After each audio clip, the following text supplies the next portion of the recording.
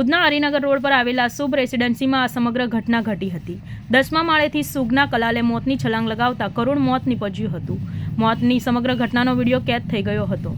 વિડીયોમાં જે પ્રમાણે અવાજ આવે છે એ પ્રમાણે વિડીયો ઉતારનાર બૂમ મારે છે।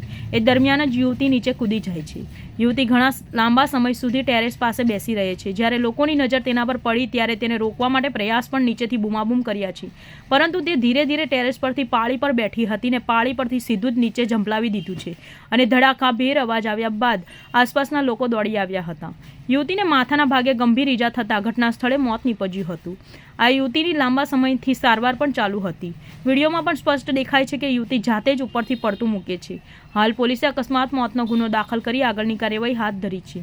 ઉધના પોસ્ટે વિસ્તારમાં બનાવ છે। હરિનગરની પાસે એક શુભ રેસિડેન્સી નામનું એક ટાવર આવેલું છે, જેમાં પહેલા માળે આ દીકરી રહેતી હતી અને પોતે લગભગ છેલ્લા 7-8 વર્ષથી માનસિક રીતે બીમાર હતી।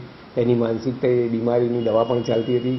તો ગઈકાલે સાંજના ટાઈમે એ દીકરી પોતે લગભગ 10મા માળે જઈ અને પોતે છલાંગ લગાવેલી અને એ પડી જતાં એનું મોત પણ નીપજ્યું છે અને આ બાબતે ઉધના પોલીસ સ્ટેશન સ્થળ પર પહોંચી ગઈ તાત્કાલિક એડી પણ દાખલ કરી છે। તપાસ કરવા જાણવા મળ્યું છે કે આ દીકરી પોતે માનસિક રીતે બીમાર હતી, એ આ પગલું ભરેલ છે। બીજું કોઈ જાણવા મળેલ નથી। એની લગભગ અહીંયા પૂરા સુરત સિટીમાં પણ ચાલતી હતી, છેલ્લે કંઈ જોધપુરથી પણ દવા ચાલતી હતી એવું એના વડીલોએ મા બાપે જણાવેલ છે અને આમાં બીજું કોઈ તથ્ય નથી।